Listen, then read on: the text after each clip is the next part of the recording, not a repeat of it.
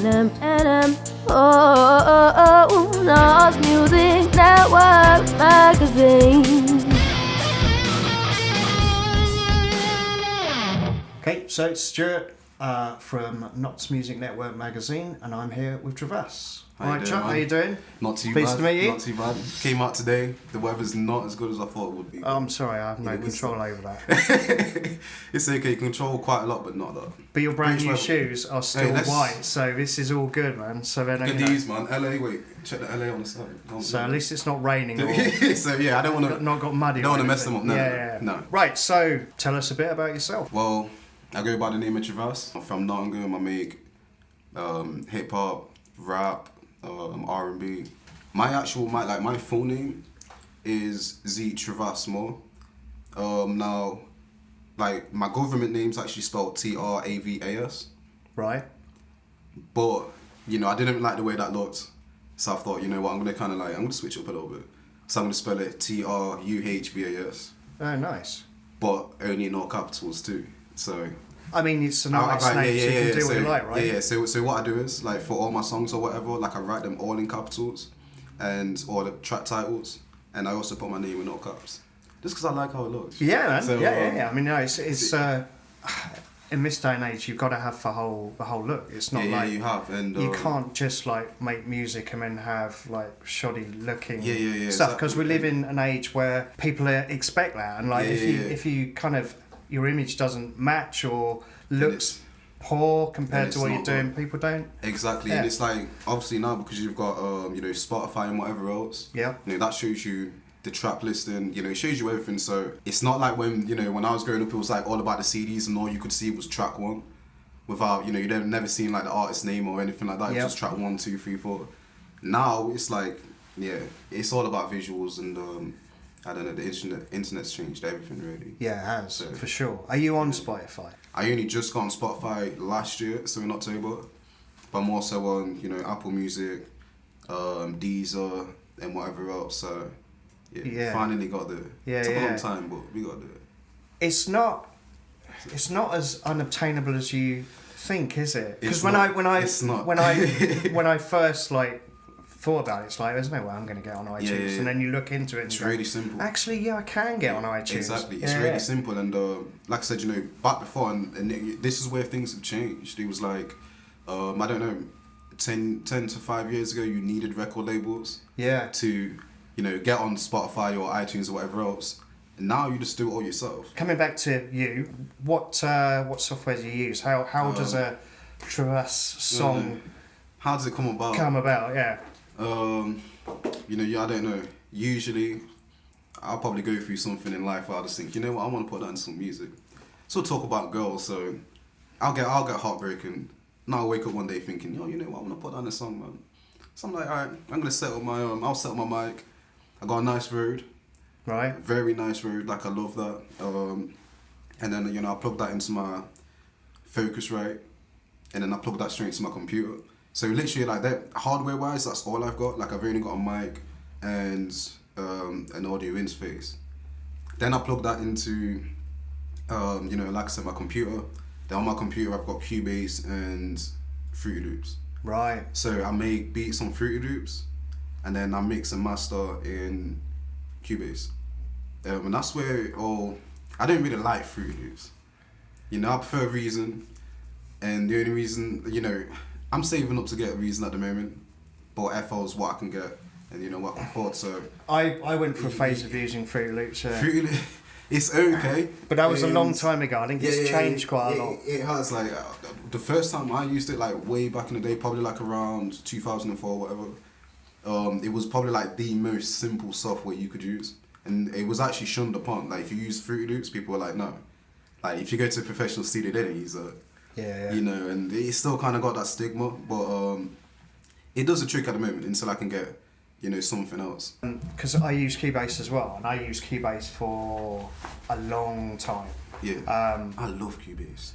See, I've moved to Ableton, like, and Ableton Live. Yeah. Now I mix and master in Cubase. Yeah. But for like song creation, I really like Ableton. Yeah, I've always wanted to delve into it because the thing is, have a try, dude. Like the bass version's only like 80 quid or something. Yeah. Well, the thing is, I actually got a free version with my I think it was one of my keyboards. So I had an M Audio Axiom 25, which is basically it's like a 25 key keyboard. And they gave me a free version of Ableton, but I think it depends what genre you do. So, when did you start? I mean, we spoke about. We kind of touched on it a little bit. A little bit, yeah. When did you actually start making music? To be fair, I was thinking about this earlier, and I think I made my first song. I was probably in year 3 or 4, and I think I was in year 3 or 4 in about 2002 or something like that. So what had actually happened was because my mum's got her own studio. I think I just turned around to her like one day. It's like I want to make music. I want to make a song, you know, because I used to have one of those keyboards, you know, where you could like make little beats on it, and you could basically build up a beat using layers. Right, yeah. So, you know, I used to play the piano like a Yamaha Porter sound or something like I think it was a Yamaha. Yeah. You know, I actually have a Yamaha at home as well. But I think I went to her and just said one day, like, yeah, I want to make some music. So she was like, all right, well, you know, let's start with a beat. So I made a little beat. Yo, it's trash. But then obviously my mum, like, she made some, you know, little adjustments or whatever. And then I think, then we went on to the lyrics. And I wrote what I thought would be good. Clearly it was trash, but my mum being the amazing mum she is, you know, we kind of ran with it, and yeah, that was the first song I recorded, and we put it on tape. So, you know, I don't think many people really had CD players then or whatever. Put it on tape, you know, I put it around the community, like a lot of people heard it, and from there onwards, it was like that. I knew that was what I wanted to do. But apart from that, I think the only other time I actually really took it seriously when I knew I wanted to do it was probably 2004. So I was in year 7 around them times. And that's when I had FL, but I only had the demo version.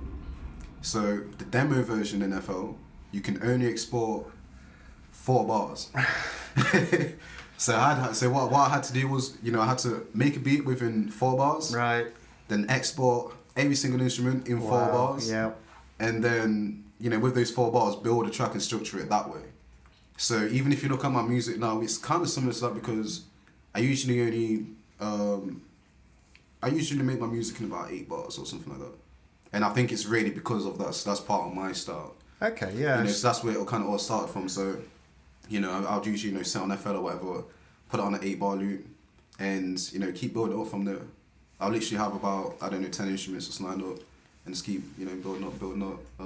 The process definitely influences the sound, for sure. Absolutely. So was there something else that happened in 2004 that kind of kicked it up a level for you? Yeah, or was like, it... you know, around them times because, you know, I haven't had the best, I wouldn't really say upbringing, but, you know, the environment around me hasn't always been the best. And, you know, around that time, around 2004, you know, there were a lot of issues going on. And I think, like, with myself personally, I'm really expressive, but I was really shy then. I'm not now, but, you know, then it was like, no. So what I used to do was, you know, I used to get my lyric books, and I said to myself, I'm going to write at least 2 pages of lyrics every single day. Okay. And so that's what I did, and I've still got the books as well. And I just used to just, you know, write down how I was feeling, you know, about, you know, the depression or whatever. And I started to realize, like, look, like, what I'm actually doing now is, you know, I think it could really turn into something someday. And so I just kept up with it, you know, kept making beats and whatever. But the only downside was, you know, I never got to go to parties or anything like that. Because literally, when I say I was dedicated, I locked myself away in my room, and no, I wouldn't talk to anyone at all. So, you know, they say for what you want, though, you have to sacrifice stuff. Yeah, and then yeah. It's usually time. It is time, It's usually time, so...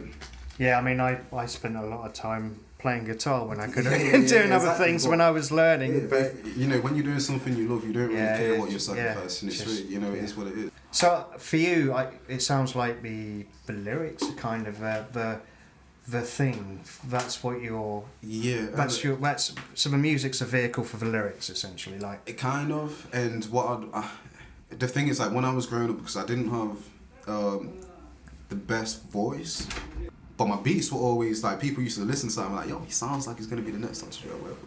So I was always kind of polished, in that area. But it just took me to mature a little bit, for my voice to drop a little bit, Yeah. So I can sing in those proper R&B notes, and, for things to actually take off properly. And at the moment, like I said, I really feel like I'm on a level playing field. But the only thing that happens sometimes is, when you're making R&B or hip hop, is it's like if you start focusing on just making beats, your quality of lyrics will fall because you kind of putting that to the side. Yeah. And you're not really writing. But if you focus on the writing, then the beats can kind of. So it's hard.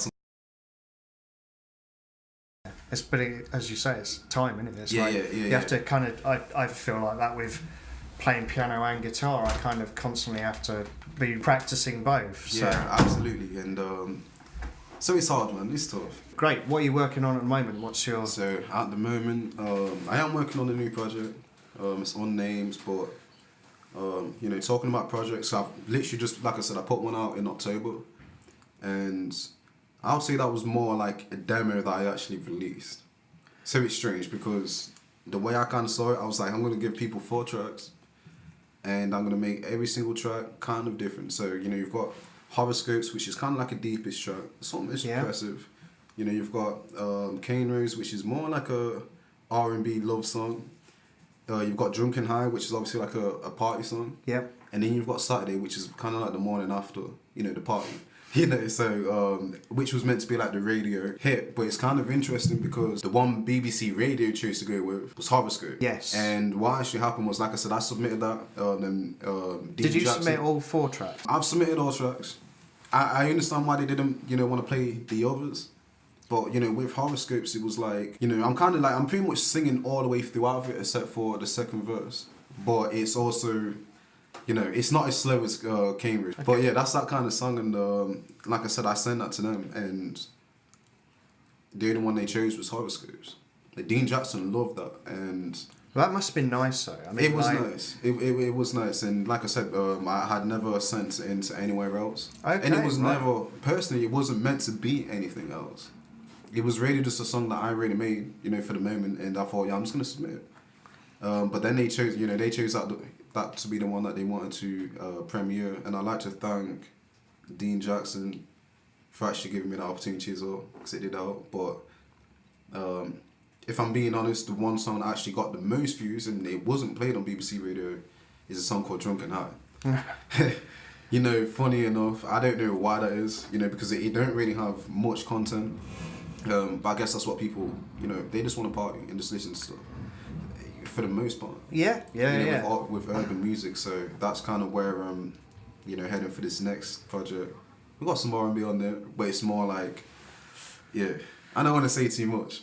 Okay. There also might be a name change as well. But like I said, with the projects I just put out, it was just an EP, and it did fairly well.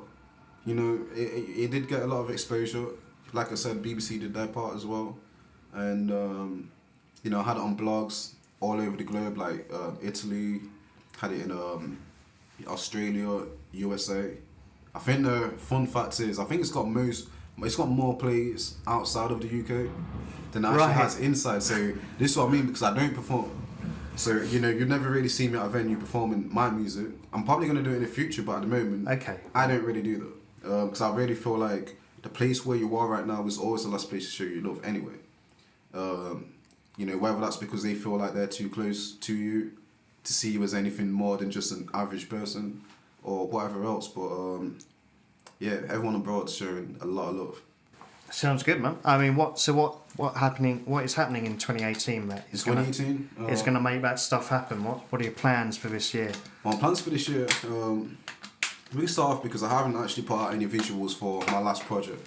So I think I'm going to put out a visual probably for Drunken High because it's got the most that makes views, sense. on my EP by a long margin. Yeah, okay. Or by a huge margin, which, and then, probably I'm working on a record label as well that I want to start up.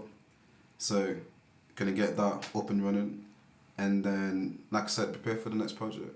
You talked about wanting to play live. Is that something that you're working on? Is that going to happen, do you think? Absolutely, and I think the only reason I haven't really performed anything from my current project live at the moment is just because it's not music I really want to perform live. For why? I guess it's just, just the kind of the feeling from it. Okay. Like I said, it's the first thing I've actually released for a long time. Actually, it's not my first project. My first project was actually in, I believe it was 2012. It was a project called The Features. And I actually I didn't produce any of the beats. I found them all online.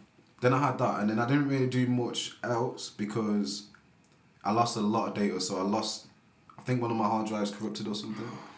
Yeah. Oh, always back up your music. Please. Yeah. You're not wrong. Oh, please. So I lost like 2 years of work. Oh. And then it happened again. And then from there on, it was just like, okay, I'm just going to take my time. I'm not really going to, think about projects. I'm just going to make songs. Keep making songs. And I did that for about another 3 years. Maybe release 1 or 2 songs, in between that. And then I got to this project. But like I said, this project was only really meant to showcase what I'm capable of. Not what I want to do. Because when I listen to it now, it's like, I like it, yeah. The songs are okay. But it's really not where I want to be. Right. So probably with this next project, I think I will probably perform some of them. The last time I performed was, I think it was last year, in October maybe, and it was good. I don't remember what the place was called, but it was somewhere in Hockley. Right. The audience was quite young as well, so everyone was they had a lot of energy and whatever else, and that was a good night. So where would you like to play in Nottingham?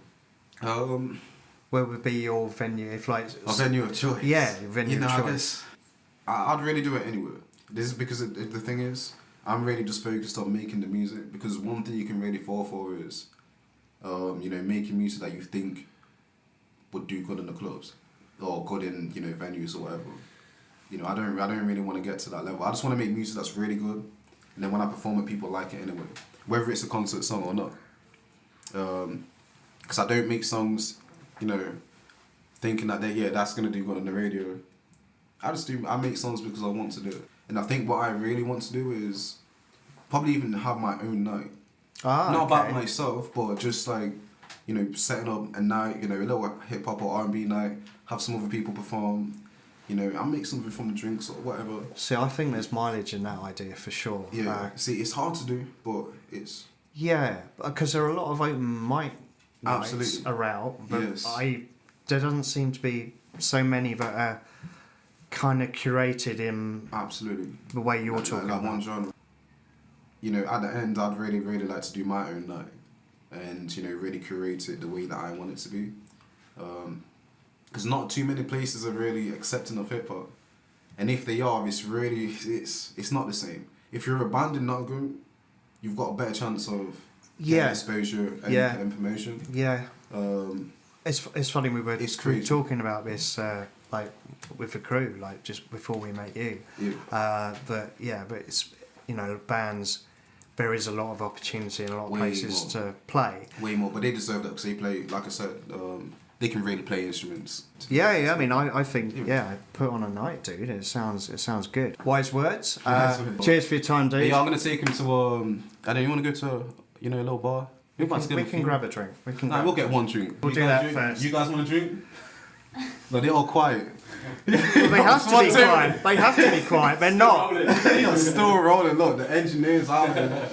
Shout out to these guys, man. But it's been a pleasure, absolutely. And like I said, I'll come down again once I'll finish the next project, and I'm sure we can make it up. Cool, man. Yeah. Nice one. Nice.